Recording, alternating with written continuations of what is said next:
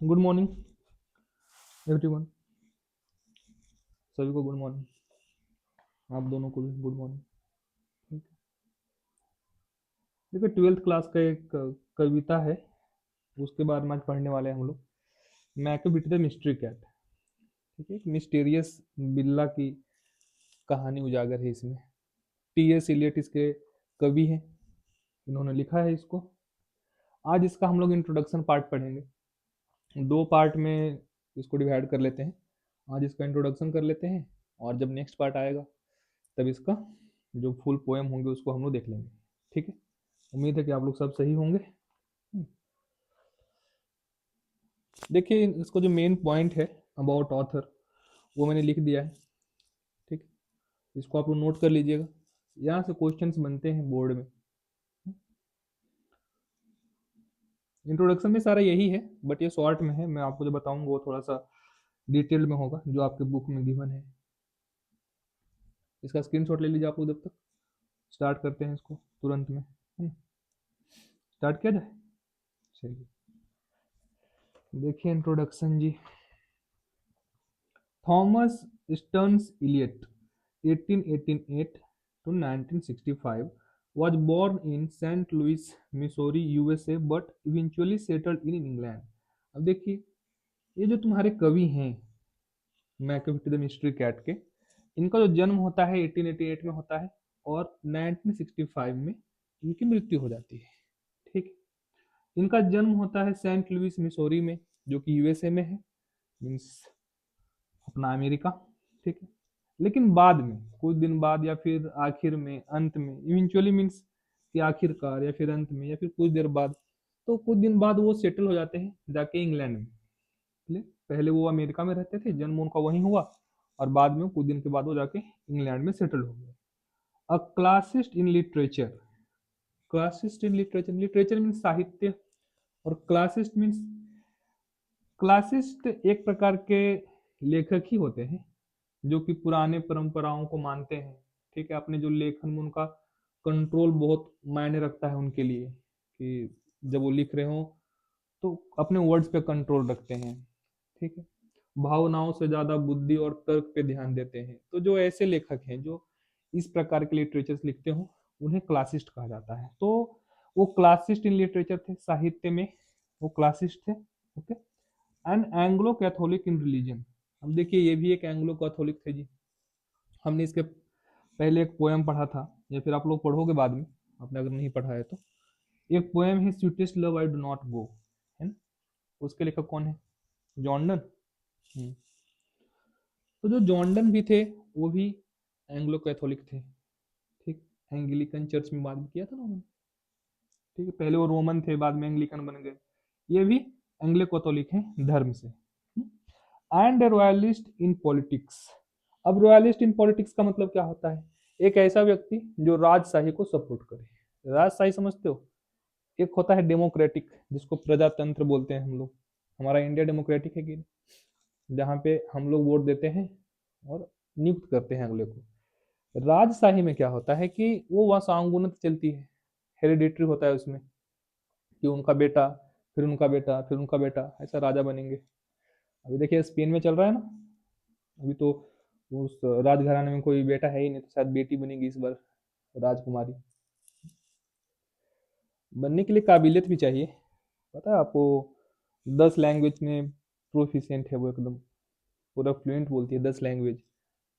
उसके बाद उसने तीनों जो आर्मी ट्रेनिंग होती है, थल और जल और वो वायु वाला, तीनों उसने कर रखा है। तो है तो काबिलियत, उसमें भी काबिलियत है।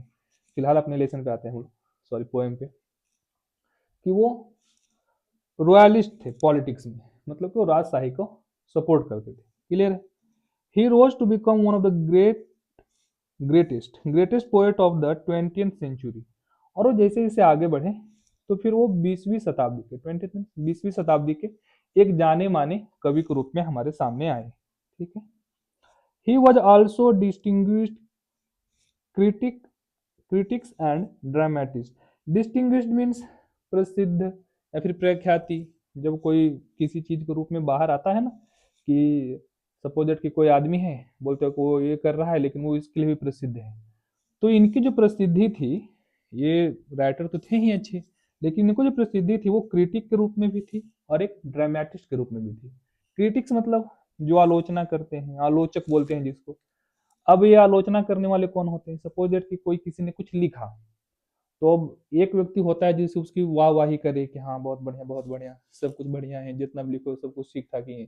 एक होते हैं क्रिटिक्स जो आलोचना करते हैं, जो कि तर्क संगत बात करके करते हैं। और ये ऊपर से तो क्लासिस्ट थे, लेकिन ये पुराने जमानों को जो परंपराएं होती हैं सारी चीजों को ध्यान में रखते थे, अपने लेखनी को कंट्रोल में रखते थे और बुद्धि और तर्क पे ज्यादा ध्यान देते थे भावनाओं से।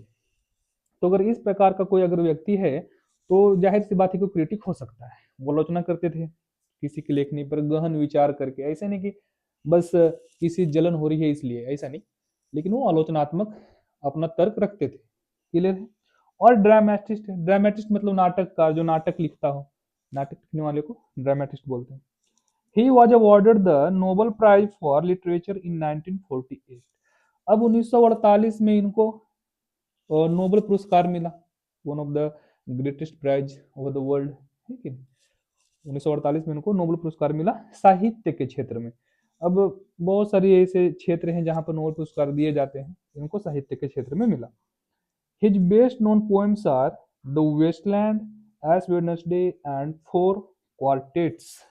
इनके जो कुछ जाने माने जो कविताएं हैं, अब कोई भी अगर लेखक है, कोई कवि है, तो उनकी कुछ ना कुछ ऐसी कविताएं होती है जो बहुत प्रसिद्ध होती हैं, जो कि एकदम फेमस हो जाता है, जो अलग हट के होता है। तो इनकी भी कुछ ऐसी कविताएं हैं जो बहुत ज्यादा प्रसिद्ध हैं और जाने माने हैं। तो वो कौन से हैं देखिए। पहला है द वेस्टलैंड। वेस्टलैंड मीन्स बंजर भूमि, अगर इसका शाब्दिक अर्थ ले हिंदी में तो बंजर भूमि, ठीक है। सेकेंड है एश वेडनेसडे। अब एश वेडनेसडे का अगर शाब्दिक अर्थ आप लेने गए, तो इसका एश मतलब राख, वेडनेसडे मैंने बुधवार, तो राखी बुधवार या फिर राख से सना हुआ बुधवार, ऐसा कुछ आता है। तो हम लोग उसका शाब्दिक अर्थ यहाँ पे ना लेके सीधे सीधे हिंदी में भी कर देते हैं एश वेडनेसडे, क्योंकि नाम है, ले सकते हैं, ठीक। And Four quartets. क्वार्टेट्स मैंने चौकड़ी, फोर मैंने चार, चार चौकड़ी, ठीक है। इनके तीन कविताएं थे, द वेस्टलैंड, उसके बाद एस वेडनेसडे और फोर क्वार्टेट्स, चार चौकड़ी। क्लियर? आगे देखिए। As a poet and spokesman for his age, he truly represented the intellectual, social and philosophical moods of 20th century। अब देखो, एज अ पोएट बोल रहा है, एज अ पोएट मतलब कि एक कवि के रूप में, एंड स्पोक्समैन और एक वक्ता के रूप में। वक्ता मीन्स बोलने वाला, ठीक है। स्पोक्समैन जनरली एक वर्ड है जो आता है जो किसी के बारे में कुछ बोले, या तो जिस वक्त में वो रह रहा है उसके बारे में बोले, या फिर किसी राजनेता के बारे में बोले, या फिर किसी चीज के बारे में बोले। तो यहाँ पर क्योंकि इन्होंने 20th सेंचुरी मेंशन किया हुआ है, उन्होंने लिखा है देखिए कि philosophical moods of the 20th century. तो एक ऐसे वक्ता थे और एक ऐसे कवि थे जो 20वीं शताब्दी के बुद्धिजीवी व्यक्ति, ठीक है। फिर फिलोसॉफिकल मूड्स, फिलोसॉफिकल मूड्स क्या होता है? जो जीवन और अस्तित्व पर सवाल उठाए, उस पर चर्चा करे, उस पर गहरी एक सोच बनाए, इसको बोलते हैं फिलोसॉफिकल मूड्स। जो एक बोलते हैं ना हम लोग अध्यात्म के क्षेत्र में, कुछ कुछ लोग देखिए कुछ अजीब सी ही बातें करते हैं। ऐसे तो फिलोसॉफी मतलब दर्शन होता है, दर्शन शास्त्र, तो दर्शन शास्त्र में भी अजीब अजीब सी बातें होती है। अजीब नहीं होती, एक्चुअली हम लोग को समझ में नहीं आता, इसलिए हम लोग को लगता है अजीब। अजीब होती है क्या? ऐसे भी जब लोगों को कुछ समझ में ना आए तो उसको पागल घोषित कर देते हैं। नजरिया अलग होता है उनका देखने का, ठीक। तो ये 20वीं शताब्दी में जो जो फिलोसॉफिकल मूड्स थे, मीन्स की जो चर्चाएं होती होंगी जीवन के बारे में, जीवन की गहराई के बारे में, हम कहाँ से आए, पहला व्यक्ति कैसे जन्म होगा, ऐसे अजीब अजीब से ख्याल है जो कभी कभी सुनने में अजीब लगती है, लेकिन अगर सोचा जाए शांति मन से तो लगता है कि हाँ बात तो सही है, प्रश्न तो है। अब ज्यादा दिमाग लगाने वाले व्यक्ति इस बारे में सोचते हैं, जो नहीं लगाने वाले होते उसको पागल बोलते हैं, पागल करार दे देते हैं।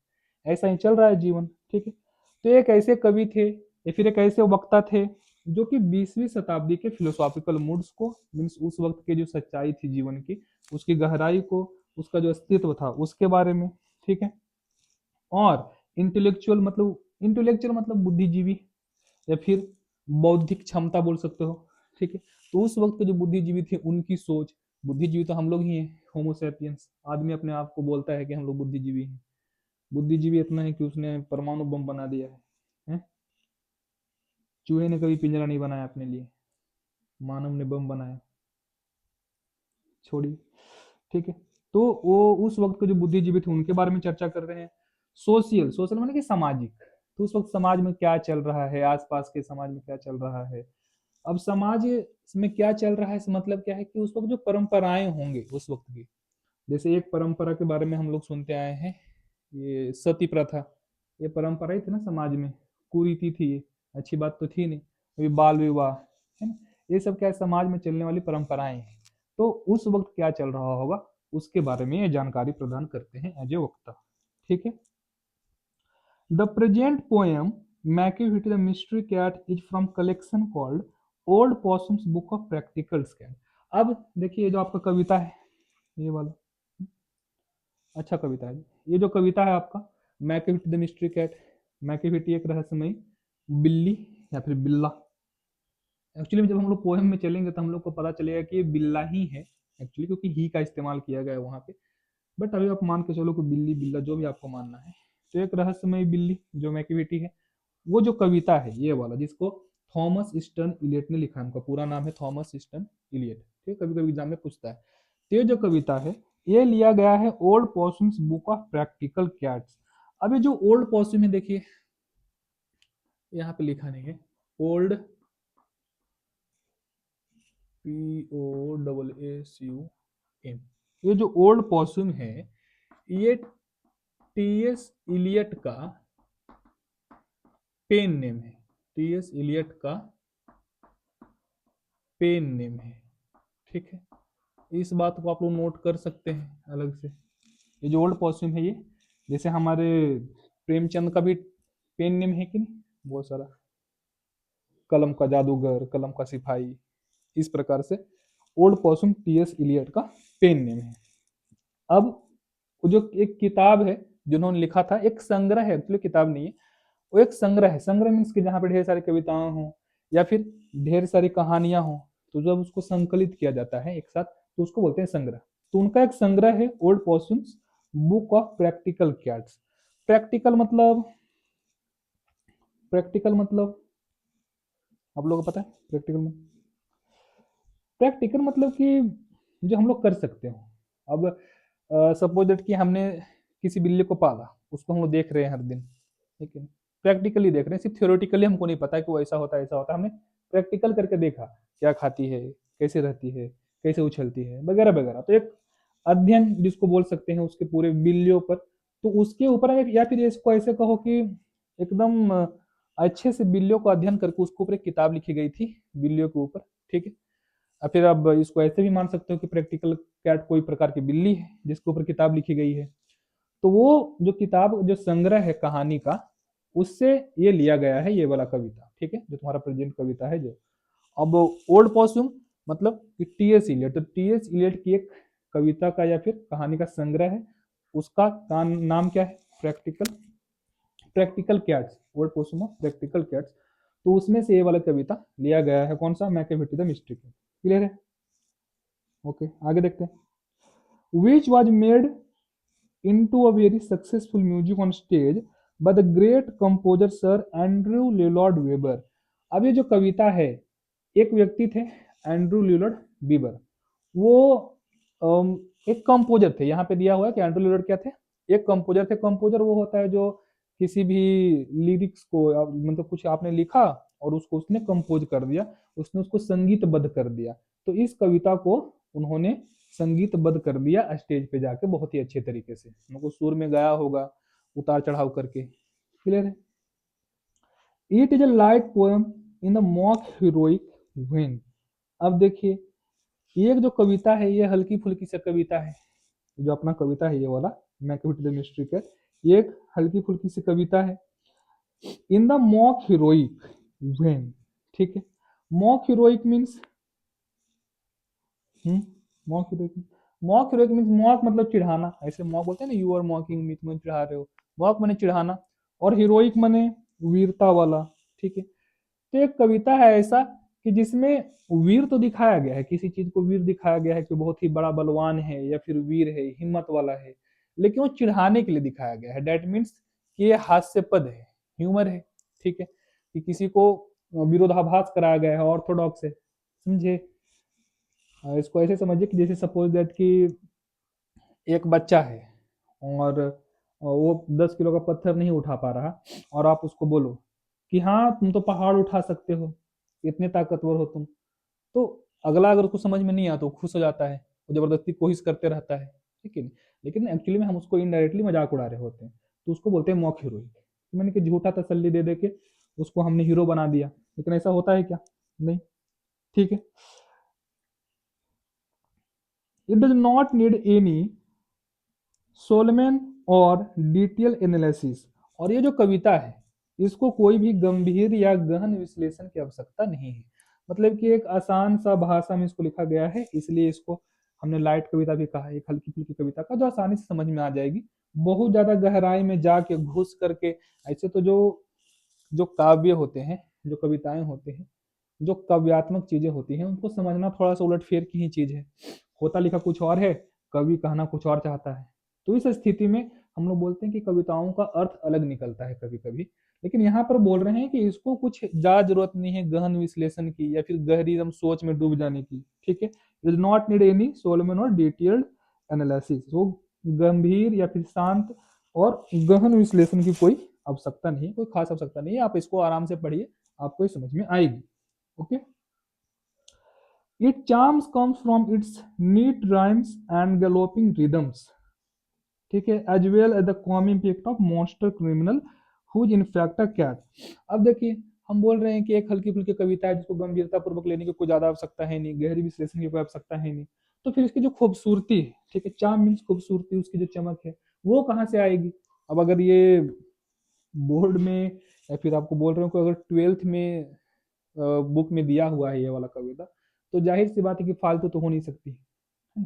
कोई भी बोर्ड का हो, अगर 12th में ये कविता आपको पढ़ने के लिए मिल रही है, तो इसका मतलब कि कुछ तो मतलब निकलता होगा इसका, जो अच्छा खासा अच्छा कविता होगा, जो आपको कुछ हंसाने के लिए या फिर कुछ गहरी बात सिखाने के लिए, कुछ के लिए तो होगा पक्का। तो अगर हम लोग बोल रहे हैं कि हल्का फुल्का कविता है, ज्यादा इसको गहराई में जाने की जरूरत नहीं है, समझने के लिए विश्लेषण की आवश्यकता नहीं है, तो फिर इसकी जो खूबसूरती है वो कैसी दिखेगी? तो लास्ट लाइन में वही बताया है इन्होंने कि इसकी जो खूबसूरती है वो उसके नीट राइम से आती है। राइम मीन्स जो लास्ट में जो लय होता है ना, जैसे कैट बैट सैट, तो लास्ट में जो साउंड होता है प्रोनाउंसिएशन का, जो सेम सेम होता है, उसको राइमिंग बोलते हैं, राइमिंग वर्ड्स। तो ये जो नीट माने कि साफ सुथरा एकदम लिखा हुआ है, इससे उसकी खूबसूरती बढ़ती है। दूसरा, गोलोपिंग रिदम। गोलोपिंग रिदम मीन्स कि एकदम तेज तर्रार घोड़े जैसा स्पीड में, ठीक है। गलोपिंग मीन्स की इसकी जो रिदम है कविता की, जो इसका सुर है, तो एकदम जैसे घोड़े दौड़ते हैं ना, उस प्रकार से एकदम तेजी से है, लेकिन निरंतर गति वाला है। मीन्स ऐसा नहीं कि एक जगह बहुत ज्यादा स्पीड है, एक जगह बहुत ज्यादा स्लो हो गए हैं, ऐसा नहीं है। ठीक है, एक निरंतर गति से एकदम कंटिन्यू चल रहा है, फिक्स है, एकदम साफ सुथरा है। ठीक है, तो दो चीजों से खूबसूरती बढ़ रही है। पहला, इसके नीट राइम से, साफ सुथरे लाइन से। दूसरा, ये तेज तर्रार तो है, घोड़े की गति जैसी है, लेकिन निरंतर है इससे। और as well as the comic effect of monster criminal. Comic effect means हास्य प्रभाव, कॉमिक मीन्स हास्य, ठीक है, इफेक्ट मीन्स प्रभाव, तो इसको हम लोग हास्य प्रभाव मान के चलते हैं कि इसमें एक कैरेक्टर है, ठीक है, वो कैरेक्टर क्योंकि यहाँ पे बिल्ली की चर्चा है तो बिल्ली ही होगी वो कैरेक्टर। ठीक है, मॉन्स्टर क्रिमिनल के रूप में उसको दिखाया गया है। मॉन्स्टर क्रिमिनल समझ रहे हो?